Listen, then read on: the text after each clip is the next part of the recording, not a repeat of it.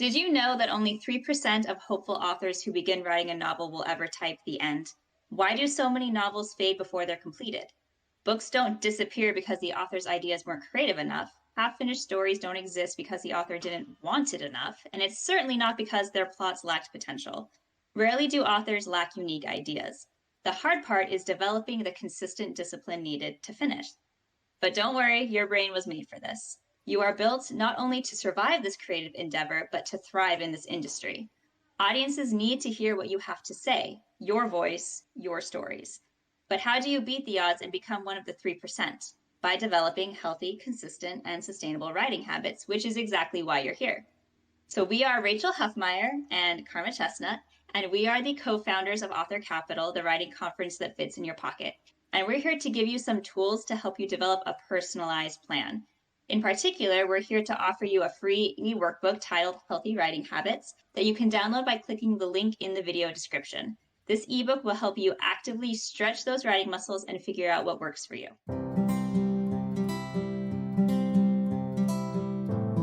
Developing healthy writing habits requires custom-fit expectations, not goals based on other people's abilities. This is about you. You deserve to understand what works for you, what you're capable of, and where your path leads. So come and explore your creativity, but also plant yourself safely amid good habits that will help you reach the end over and over and over again. Why are good habits so important? Let me tell you a story. A few years ago, I saw someone on Twitter say, "Hey, I'm gonna write a book. I started it today and it'll be published by Monday." Wow, stay tuned for updates. Then Monday came and went, and I never heard about this book again from this author. I'm certain this author had a fabulous idea and they were super excited about it, and they had every intention of writing the entire novel in less than a weekend. But they probably wrote like the wind for a few days, got discouraged, and eventually tossed it into the dark abyss that is the bottom drawer, right? The good place where all good novels go to die. So we've narrowed it down to help you stay out of that bottom drawer to 7 topics that you'll need to explore to develop the habits that will carry you to the end over and over again. So the first is finding your voice. Now, I'm sure you've heard the saying that every story everywhere has already been told. But here's the thing, it hasn't been told by you. Your voice is unique and Your voice is a unique and beautiful writing tool that no one else has access to. It's the reason only you can write the stories inside of you. You are talented and entertaining and have a view of the world that no one else can match, and that makes you inherently interesting. Do you find yourself shaking your head with all these difficult to believe statements? Well, you're not alone. Most of us have a hard time believing that we could ever move someone with our creativity. And that's the voice of your inner critic. Get to know that voice, because you're going to hear it a lot. And recognize it for who it is, because it's not you. It's a voice of uncertainty and fear that is trying to protect you.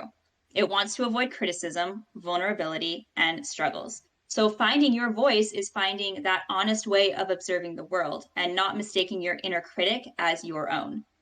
If we keep growing and improving, we'll finally make it to our goal where we can sit back comfortably and bask in our accomplishments, right?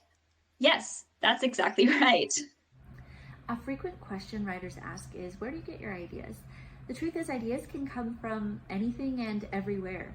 In The Artist's Way by Julia Cameron, she talks about filling up a creative well to draw from by engaging with your senses in the world. Engaging with the spectrum of emotion and details around you, not just the pleasant or comfortable ones. All creativity is an interpretation of the world. Soaking in those details will inevitably make you a more creative being. So here's a few ideas to help you start filling that well. Maybe you could find a beautiful photograph and use it as a writing prompt. Watch movies and take note of the actors' expressions and dialogue. Take a walk and pay attention to your senses, the sound of the birds or traffic, the colors in the sky, the temperature on your skin. Read a research paper and learn about a psychological study, then apply it to your characters.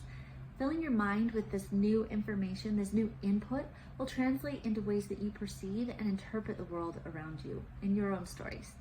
Next is outlining. Now, even if your first inclination is to begin writing and just see where it takes you, we want to make an argument for outlining, so bear with us. Authors who create an outline schedule not only finish their great American novels, but they finish another one, and another one, because good business is all about developing efficient systems that you can predict and replicate. You can plug any story into an outline and have a schedule that keeps you sane and gives you an accurate sense of progress. There is certainly a time and a place for free writing, but if your number one goal in this whole endeavor is to type the end, you're going to need a roadmap to get there. You should never forget that you want to write a novel, a real coherent story with a beginning, a middle, and an end. And so you need a map or an outline, at least in some form. The outlining chapter in this ebook gives you a template and specific guidelines to help you figure out your writing speed, how to set your own deadlines, and create a custom plan to keep you on track. Real-world research elevates any level of fiction and any genre. However, the rabbit hole of research can derail your writing session faster than social media. So you have to structure it appropriately and employ these tactics when researching to protect that precious writing time and momentum. In our ebook, we break down 4 steps to research that will ensure that it doesn't become that time suck of useless information that the FBI might flag you with. Like how long does it take a dead body to decompose and totally other appropriate research topics, right? So first, outlining. We want you to conduct a bit of broad research before you start your project so that you have enough tools to structure your plot. Second, drafting. Once you begin drafting, hit pause on research because it will kill your momentum and easily become a distraction. Leave notes for yourself if you have questions that you need to return to later to research, but don't stop that momentum. Third, revising. Now you'll get back to that nitty-gritty research that you need, like making sure doorknobs were actually invented in time for your character to turn it, right? Then beta reads. This is where you get to start pulling in experts to read your book. Have a lot of guns? Maybe you want somebody that's really familiar with firearms to read and make sure you're saying things correctly. Sensitivity readers, grammar police, anyone with skills that you think might benefit your story. So next we want to talk about productivity.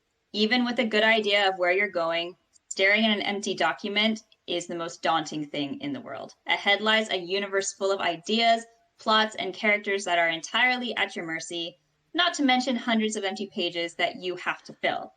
And that's a lot of pressure. Looking at a project in its entirety can quickly become overwhelming, so we're not going to do that. Instead, try breaking your project down into a series of small steps and just focus on the step in front of you. For example, let's compare writing a book to running a marathon. No one wakes up one morning and says, I'm going to go run a marathon today. That's not realistic or healthy. Remember, the first guy to run a marathon back in the days of ancient Greece actually died right after from exhaustion because you need to train first. In fact, if you Google marathon training, it recommends taking at least 16 to 24 weeks. And the same is true for writing a book. We all love the idea of making one huge effort and having a shiny, sparkling novel appear overnight, but that's not realistic. Just like a marathon, you're going to be miserable, burn out, or injure yourself if you try to do it all at once. The most important thing is consistency over time. So let's explore an example of the power of consistency. If you spend 30 minutes a day and average 600 words per writing session, then in under 3 months, you will have a 50,000 word novel completed. So think about that. In 3 months, you could propel yourself to the top 3% of writers and write the end. As you exercise your writing muscles, you'll find yourself constantly growing and changing. One way to track this is to keep regular track of the data of how much words you can produce during sprints and adjust your word count goals accordingly. However, if you want to super speed this process, you can focus on 2 areas of improvement. First, like we said, speed. Typing speed. Wherever you are as a typist, practice will only help improve your speed and accuracy. One great resource that we love to ramp up our skills is typing.com. But if typing isn't your thing, or you need to just change it up every now and again, there are a lot of auto dictation programs that are really effective and can keep up with ideas as fast as you can spurt them out. Next, micro outlining. Having a broad outline can help keep you in the right direction, but outlining on a more detailed level, maybe every scene, every chapter, maybe even every few hundred words, this can help your literary creativity flowing without having to problem solve broad strokes of your plot and character development. Third, never hit delete. This is a hard one, but we believe in it because it turns off your inner editor. If you turn off that inner editor, all you're going to have is forward momentum. You can always go back and edit later, but at least in the beginning, you'll have all of your ideas down on the page to work with. Next, social motivation. Sometimes you just need an outside motivator. This is where writing groups are invaluable. You can schedule writing group sprints or get together and just write together casually. Accountability buddies are also great. Someone that you can just share your goals with and follow up and check in and make sure you're both staying on track. The other aspect that you can use is developing your craft. Each of the following points could totally be a webinar on their own, but for the sake of time, we're just going to quickly tell you why it's important and give you a few resources to check out if you'd like to investigate further. So for character arcs, knowing how to satisfyingly progress your character through a story and develop them as a human, or whatever they are, will help your readers care more about their story. So streamlining this process of knowing how to create a satisfying character arc helps you write impactful first drafts. We have a class by Camille Smithson that we highly recommend to help you get started. Next, evoking emotion more effectively. We often hear show, don't tell, but how can we help our readers feel what the characters are experiencing for themselves rather than just observing it from a distance? We interviewed author Rosalind Eves, and she talked about the objective correlative in helping your readers feel emotion. So if you want to check out that interview, the notes down below have the link to that video. Next is natural dialogue. Natural dialogue reads quickly and pulls the reader deeper into the momentum of the story.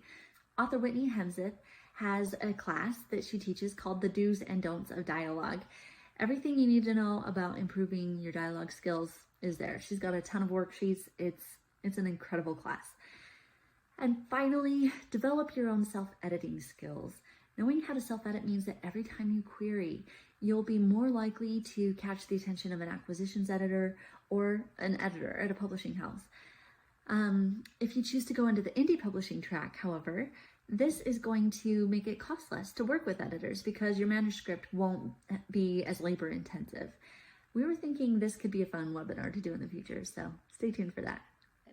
Now we're going to talk about moving past blocks. So what happens when writer's block pays you a visit? Because every single writer, even highly successful ones, suffer from creative blocks from time to time. Because creativity isn't something that just happens. It isn't a muse or a bolt of inspiration that you have to just sit around and wait for. Creativity is a form of problem solving, and sometimes problems aren't easy to work through. Otherwise, they wouldn't be called problems, right? Sometimes they require approaching it from a new angle, and the more you use your problem-solving muscles, the more you'll feel confident in a growth mindset to help you overcome those challenges. Now, these habits might seem like inconsequential little things, but day by day, over the course of weeks and months, they will increase your ability to write productively. You'll be in that 3% of authors with a real live finished novel. Everyone has a different routine or method that works for them, and you need to explore what not only works, but what brings you joy. So discovering some new and exciting exercises won't just move you through your novel. It'll teach you more about yourself as well. And isn't that why you're writing?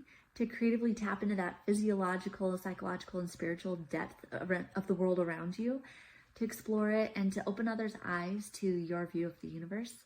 Well, Healthy Writing Habits hopefully will help you do just that. So download your free copy today and let's get started.